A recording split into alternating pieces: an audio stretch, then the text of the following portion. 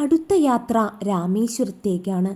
തമിഴ്നാട്ടിലെ രാമനാഥപുരം ജില്ലയിലുള്ള ഒരു പട്ടണമാണ് രാമേശ്വരം.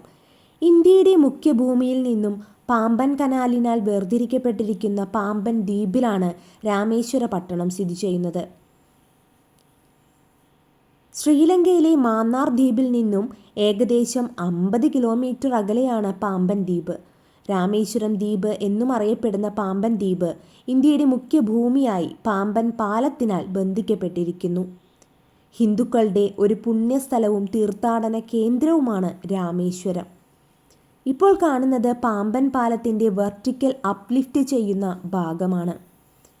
അതിനുശേഷം ഞങ്ങൾ രാമേശ്വരം അമ്പലത്തിലേക്ക് എത്തിച്ചേർന്നു. ആദ്യമായി അഗ്നിതീർത്ഥ സ്നാനത്തിനായി നടക്കുകയാണ്. അങ്ങനെ കടലിനരികിലേക്ക് എത്തി ആദ്യം കടലിൽ മുങ്ങിക്കുളിച്ചു. കടലിൽ മുങ്ങിക്കുളിച്ച ശേഷം അച്ഛന് ബലിതർപ്പണം ചെയ്തു. ഇതാണ് അഗ്നിതീർത്ഥ സ്നാനം. എല്ലാവരും മുങ്ങിക്കുളിച്ച ശേഷം 22 തീർത്ഥ കിണറുകൾക്കരികിലേക്കായി നടന്നു. രാമേശ്വരത്തെ സ്നാനം എന്നത് രാമനാഥസ്വാമി ക്ഷേത്ര ദർശനത്തിലെ ഏറ്റവും പ്രധാനപ്പെട്ട ആചാരമാണ്. സർവ്വപാപമോചനത്തിനും ആത്മശുദ്ധിക്കും വേണ്ടി നടത്തുന്ന ഈ സ്നാനം 3 പ്രധാന ഘട്ടങ്ങളായാണ് പൂർത്തിയാക്കേണ്ടത്. അഗ്നിതീർത്ഥ സ്നാനം, അതായത് സമുദ്ര സ്നാനം. ക്ഷേത്രത്തിന് സമീപമുള്ള കടൽ തീരമാണ് അഗ്നിതീർത്ഥം എന്നറിയപ്പെടുന്നത്. ക്ഷേത്ര ദർശനത്തിന് മുൻപ് ഭക്തർ ആദ്യം ഈ കടലിൽ മുങ്ങിക്കുളിക്കുന്നു. അതിനുശേഷം 22 തീർത്ഥ കിണറുകളിലെ സ്നാനം ചെയ്യുന്നു. ഓരോ കിണറ്റിലെയും ജലത്തിന് വ്യത്യസ്ത ഔഷധ ഗുണങ്ങളും ഐതിഹ്യങ്ങളുമുണ്ട്. സാധാരണയായി ക്ഷേത്രത്തിലെ പൂജാരിമാരോ വഴികാട്ടികളോ ഭക്തരുടെ തലയിലേക്ക് ഈ കിണറുകളിൽ നിന്നുള്ള വെള്ളം കോരി ഒഴിച്ചു കൊടുക്കുകയാണ് പതിവ്.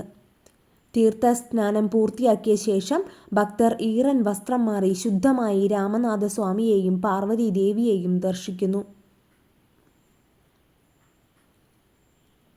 രാത്രിയായതിനാൽ തന്നെ ഞങ്ങൾക്ക് അന്ന് രാമനാഥസ്വാമിയെ ദർശിക്കാനായി സാധിച്ചില്ല.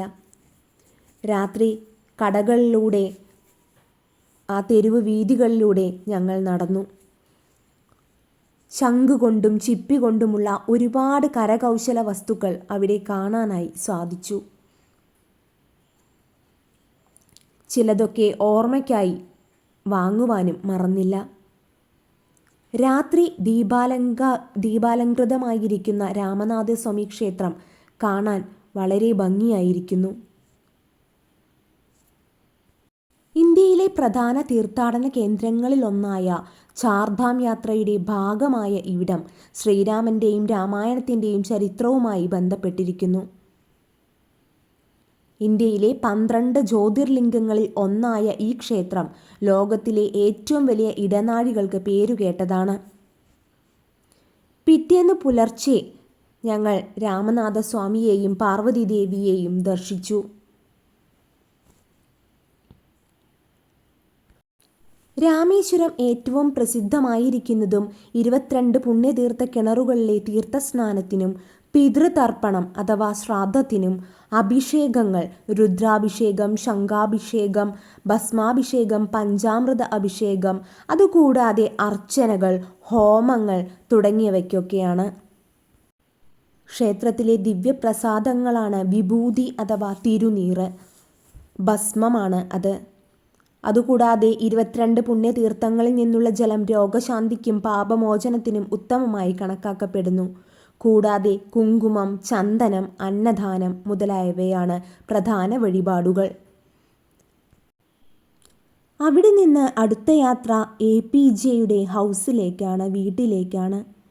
എല്ലാ ഇന്ത്യൻ പൗരന്മാരും ഇഷ്ടപ്പെടുന്നതും ആരാധിക്കുന്നതുമായ ഒരു ശാസ്ത്രജ്ഞനായിരുന്നു നമ്മുടെ രാഷ്ട്രപതിയായിരുന്നു ഡോക്ടർ APJ അബ്ദുൽ കലാം. 2011 APJയുടെ വീട് ഒരു മ്യൂസിയമാക്കി മാറ്റിയത്. അതിനുശേഷം ഞങ്ങൾ പോയത് APJയുടെ മെമ്മോറിയലിലേക്കാണ്. അത് അവിടെ നിന്നും കുറച്ചധികം ദൂരം കൂടിയുണ്ട്. അവിടെയൊന്നും ക്യാമറയോ ഫോണോ നമുക്ക് പ്രവേശിപ്പിക്കാനായി സാധിക്കില്ല. ഇന്ത്യയുടെ ഭാവി രൂപപ്പെടുത്തിയ മഹാനായ ശാസ്ത്രജ്ഞനെയും നേതാവിനെയും കുറിച്ചറിയാൻ ആഗ്രഹിക്കുന്ന സന്ദർശകർക്ക് കൃത്യവും സമഗ്രവുമായ ഉൾക്കാഴ്ചകൾ ഇവിടം നൽകുന്നു. അതിനുള്ളിൽ കയറിയപ്പോൾ ചെറുതായൊന്ന് കണ്ണു നനയാതിരുന്നില്ല.